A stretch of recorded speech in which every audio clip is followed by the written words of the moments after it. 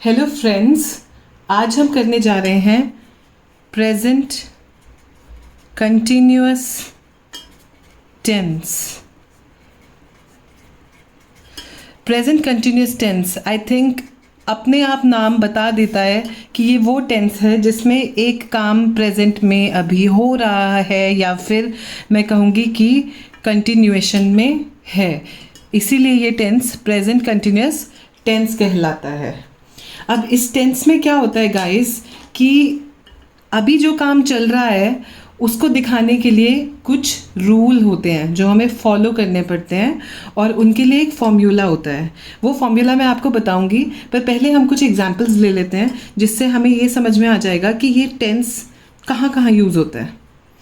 जैसे suppose Rita school जा रही है, Rita is going to school, ये एक प्रेजेंट कॉन्टिन्यूस टेंस का एग्जाम्पल है। इसी तरह से गाइस अगर हम एक एग्जाम्पल और लेना चाहते हैं तो हम दूसरा एग्जाम्पल देख सकते हैं। राहुल खाना खा रहा है, Rahul is eating food, Rahul खाना खा रहा है। अभी हो रहा है, ये काम प्रेजेंट में हो रहा है, तो जाहिर सी बात है प्रेजेंट में जो काम हो रहा है कंटिन्यूएशन में हो रहा है वो प्रेजेंट कॉन्टिन्यूस टेंस का हिस्सा बनता ही बनता है। Rahul is eating food.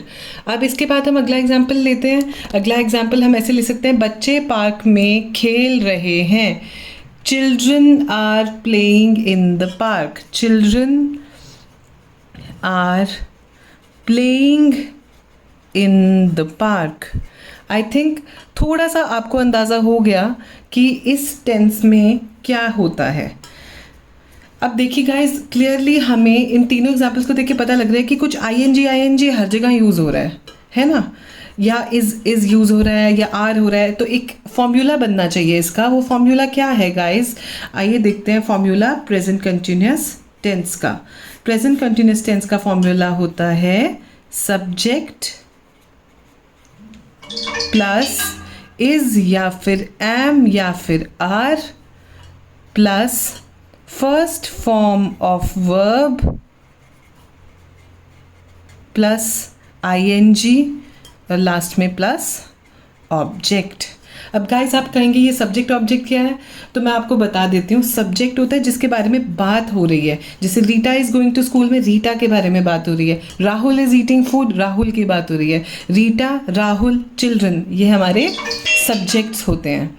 अब ऑब्जेक्ट क्या होता है कि क्या बात हो रही है। Rita is going to school, Rita school जा रही है तो स्कूल हमारा ऑब्जेक्ट है। Rahul is eating food, Rahul क्या खा रहा है, फूड खा रहा है, फूड हमारा ऑब्जेक्ट है। Children are playing in the park, park हमारा ऑब्जेक्ट है।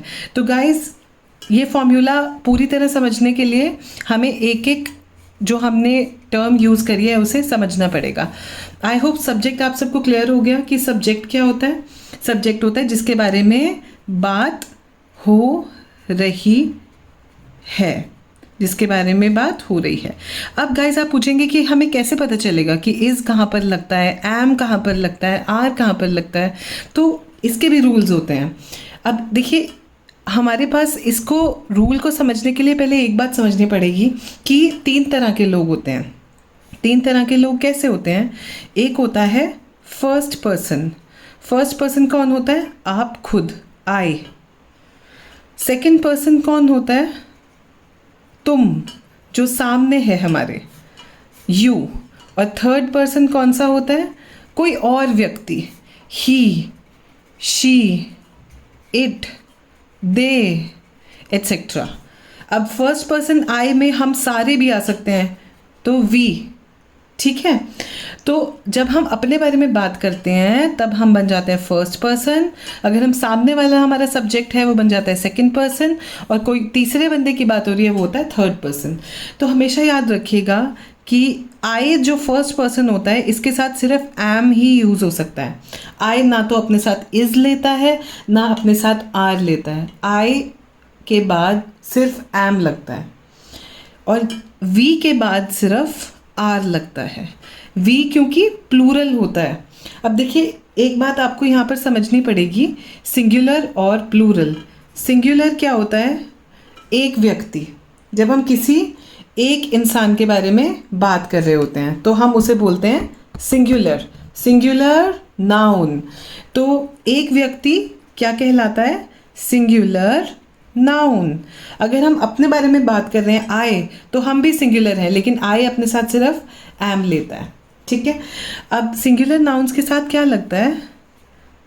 प्रेजेंट कंटिन्यूअस टेंस में सिंगुलर नाउन्स के साथ लगता है इज। तो Rita is going to school, क्योंकि रीटा एक है, सिंगुलर है, सिंगुलर नाउन है, तो Rita is going to school. Rahul is eating food, Rahul एक है, सिंगुलर है, इसलिए हमने इज लगाया। लेकिन children are playing, children are playing हमने क्यों लगाया गाइस? क्योंकि चिल्ड्रन मतलब बहुत सारे बच्चे, बहुत सारे बच्चे मतलब प्लूरल। तो याद रखिएगा, प्लूरल यानी एक से ज़्यादा व्यक्ति अगर होते हैं उसे हम प्लूरल नाउन्स बोलते हैं। और प्लूरल नाउन्स के साथ हमेशा गाइस, प्लूरल नाउन्स के साथ हमेशा क्या लगता है? आर, प्रेजेंट कंटिन्यूअस टेंस में। तो ये थोड़ी सी ध्यान रखने वाली बात है कि इज कहाँ पर लग सकता है, एम कहाँ पर लग सकता है और आर कहाँ पर लग सकता है गाइस। आई होप इतना आप सबको क्लियर हो चुका होगा अब कि हमने कहाँ पर इस को, कहाँ पर एम को और कहाँ पर आर को यूज़ करना है। और आगे अगर हम कुछ एग्जाम्पल्स लेंगे तो आपको बचा कुचा भी सारा कॉन्सेप्ट क्लियर हो जाएगा।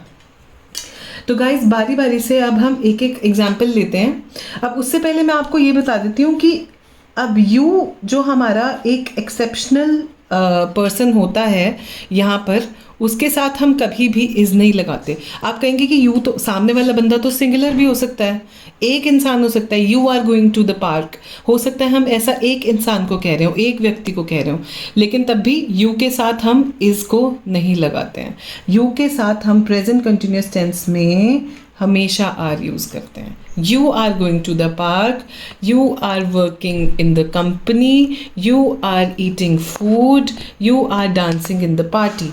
इस तरह से हम यू के साथ हमेशा आर को ही प्रयोग करेंगे। यू के साथ हम कभी भी इज़ का या फिर एम का प्रयोग नहीं कर सकते हैं। आई होप गाइज इतना आपको क्लियर हो गया होगा। अब नेक्स्ट हमारे पास आ जाता है थर्ड पर्सन।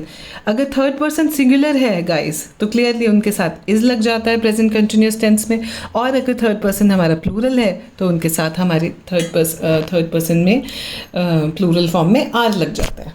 तो गाइज आई होप इतना आपको समझ में आया। Let us take a few examples now. Okay guys, तो एग्जाम्पल्स ले लेते हैं। पहले भी हम कुछ एग्जाम्पल्स ले चुके हैं, अब आगे के एग्जाम्पल्स देख लीजिए।